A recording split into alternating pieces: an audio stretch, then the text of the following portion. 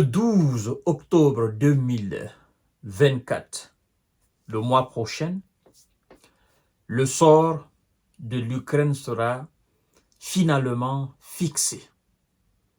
Si l'Ukraine doit capituler ou si ils doivent continuer à détruire l'Ukraine, ça sera décidé le 12 octobre 2024.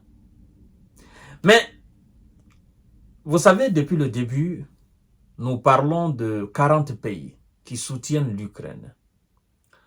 Le président américain, le vieux Joe Biden, lui, il dit qu'il convoque les 50 pays qui soutiennent l'Ukraine. 50 pays qui soutiennent l'Ukraine le 12 octobre pour voir comment ils vont procéder dorénavant à la défense de l'Ukraine.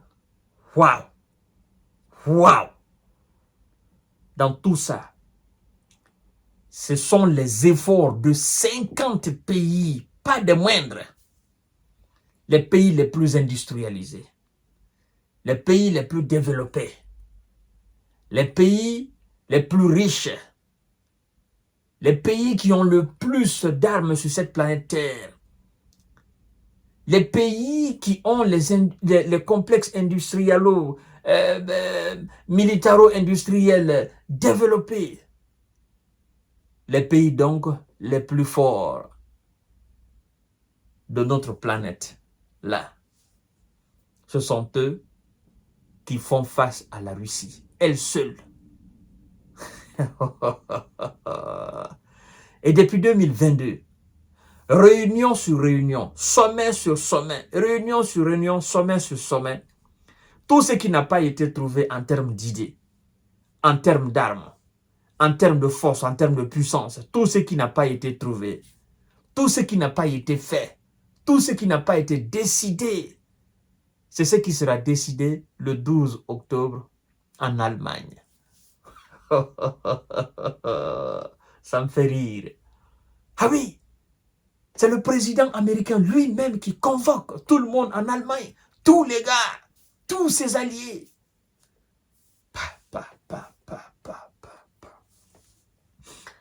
Ah, la Russie aussi, c'est un cas, hein? Le sommet de haut niveau avec 50 pays alliés de l'Ukraine, présidé par M. Biden en Allemagne, se tiendra le 12 octobre. La Maison-Blanche a annoncé que le sommet de haut niveau avec 50 pays alliés de l'Ukraine, à l'initiative de M. Biden lui-même, se tiendra samedi 12 octobre en Allemagne. L'objectif de cette réunion, coordonnée avec les partenaires internationaux, une assistance supplémentaire à l'Ukraine, est-il précisé dans le communiqué. M. Biden dit ceci.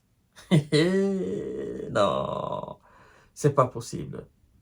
Je convoquerai une réunion avec les dirigeants du groupe de contact pour la défense de l'Ukraine en Allemagne le mois prochain, afin de coordonner les efforts de plus de 50 pays, les efforts de plus de 50 pays soutenant l'Ukraine dans sa défense contre l'agression russe, avait déclaré jeudi le président américain.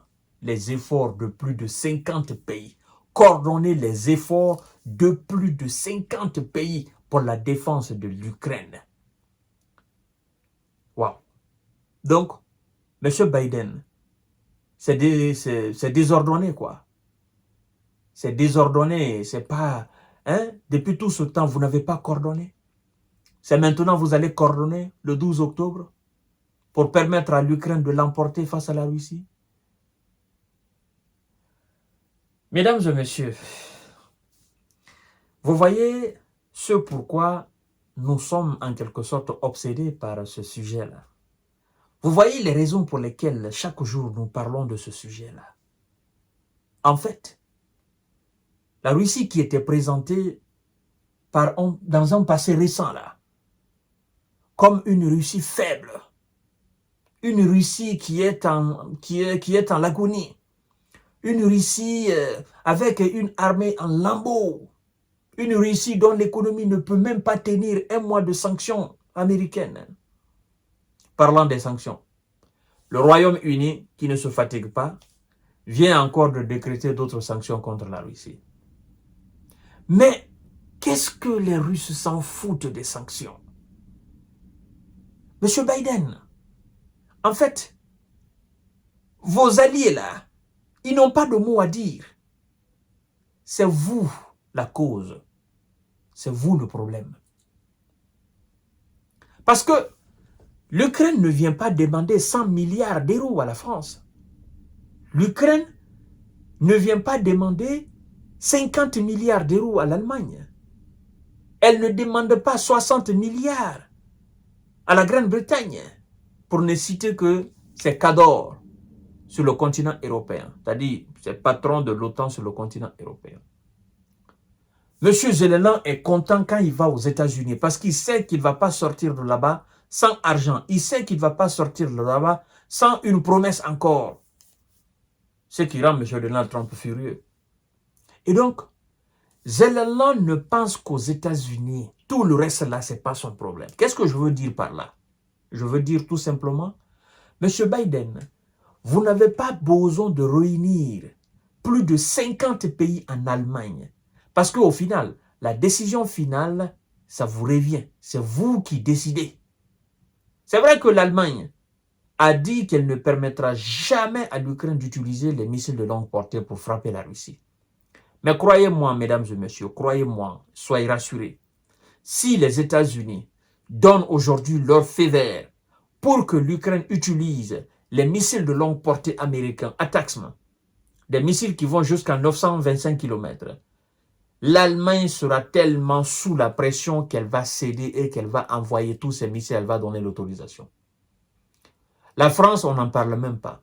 La Grande-Bretagne cherche l'opportunité là juste pour autoriser l'Ukraine à frapper le sol russe avec des missiles Storm Shadow. Donc, M. Biden, vous allez réunir ces gens-là pourquoi? Vous allez appeler tous ces gens, hein, les chefs d'État japonais, sud-coréens, tous vos alliés là, ils vont brûler seulement le kérosène pour venir en Allemagne et justement pour venir vous écouter. Vous n'avez même pas besoin de les appeler. Prenez la décision, vous leur dites de s'exécuter et ils vont s'exécuter. C'est vous le patron. Ou bien si je vous comprends, c'est une manière de faire peur à Vladimir Poutine. Oh non, les OTANiens se réunissent en Allemagne. Plus de 50 pays, plus de 50 présidents de ces différents pays qui soutiennent l'Ukraine. Ils se réunissent là. Finalement, ils vont décider d'attaquer la Russie. C'est ça l'objectif, faire peur à la Russie, faire peur à Vladimir Poutine. Mais, vous savez, il y a un dicton qui dit que l'enfant qui a été bercé par la foudre, ce n'est pas les grognements d'un lionceau dans la forêt qui va faire peur à ce dernier. Vladimir Poutine a été bercé par la foudre. Donc, ce n'est pas les tigres sur papier. Hein? Ce n'est pas les lions sur papier, les lions sur le papier qui vont faire peur à ce dernier. Et donc, Biden, bon, on attend aussi le 12 octobre, voir ce que vous allez décider finalement. Mais si une décision concrète ne sort pas de cette réunion, de ce haut sommet de l'OTAN pour la défense de l'Ukraine, on se dit, ben, finalement, ça a été du vent, ça a été de la manipulation, ça a été du mensonge, ça a été de la traîtrise. Et puis, dans tout ça, c'est l'Ukraine qui perd. Donc, on attend le 12, mesdames et messieurs. En attendant, partagez la vidéo dans tous les groupes possibles. Et continuez à vous abonner sur ma chaîne. À tout à l'heure pour notre série d'informations de décortiquage. Merci beaucoup.